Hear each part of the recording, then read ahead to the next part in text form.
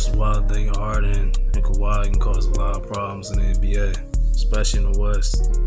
For one, I see Harden being able to be free to play his game and racking up a lot of assists. I think a lot of people's not going to see this coming. A lot of people is really counting him out. I think the Clippers is going to be one of the underdogs that a lot of people is probably going to root for. I think him and Kawhi can play well off each other, and I think it's the first time that we probably going to see Kawhi as healthy as he been. Not jinxing, knock on wood, but but Harden, as for him, this frees him up to isolate, get to his shot, and do what he do. Now, as for Kawhi, he's able to definitely work in the post more and not have to worry about deferring to the next person and playing his game. He had to defer to the PG in order to not hurt anybody's feelings. He had to defer to a lot of, and he's been hurt. So I look for him to prove himself and prove to the doubters that he's once what he was with Toronto. Or he might look to even surpass that, but he still got some ways to go in order to prove to the NBA, probably improve to himself that he's still that guy. And I look for Harden to actually feed off Kawhi's energy and probably play the best basketball he can play. Remind you, Harden definitely hasn't played with a small forward like Kawhi. And Kawhi allows him to just run his numbers up, play his game, get to the spots, isolate, draw the fouls, kick the ball out, and do what he wants to do. Kawhi can even play off the ball. He doesn't need the ball all the time. Can he be somewhat ball dominant? Not really, I would say. He gets his buckets anyway. He can get them from the mid-range, from the three, So, I say this to say, about to go back to Harden. Harden, you see how you get into his power right there? That's what he's going to do all game. See, he ain't going to have to worry about, stepping on anybody's shoes and not being able to play his game. That shot's going to be buttered for him every time. And they're going to have to back off. Because if they try to double team Harden, you leave Kawhi open.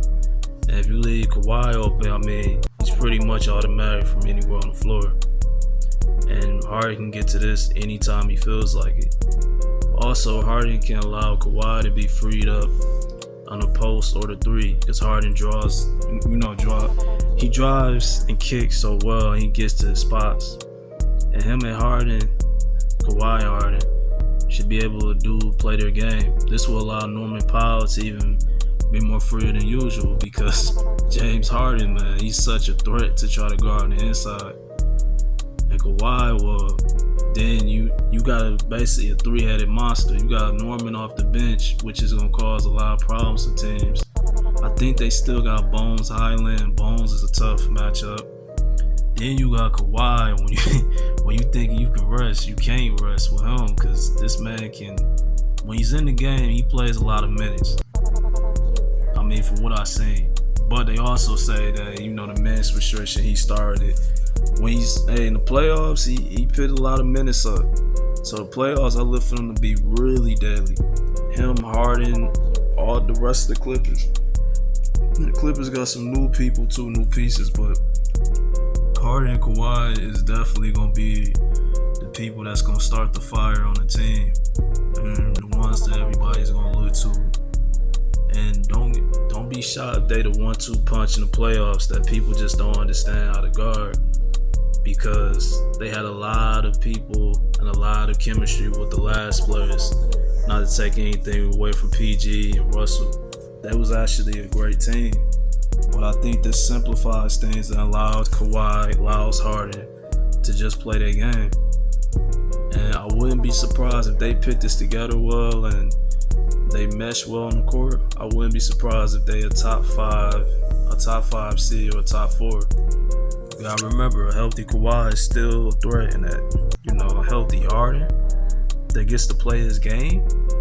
You know how scary that is to try to guard. He's always healthy, but in shape Harden. He's comfortable, free, doing what he do, get into the lanes, kicking the ball out, scoring at will. I said this preseason, I wouldn't be shocked. I would not be shocked if he have a 20-10 type of season or more. and Kawhi have like a 25 and 7 rebound season or more. These two guys they compare together well daily. But yeah, it's been a nice video. I enjoyed talking to y'all. Just gave my opinion. You can either like or subscribe, or you can go to the next video. And thank you for watching this video.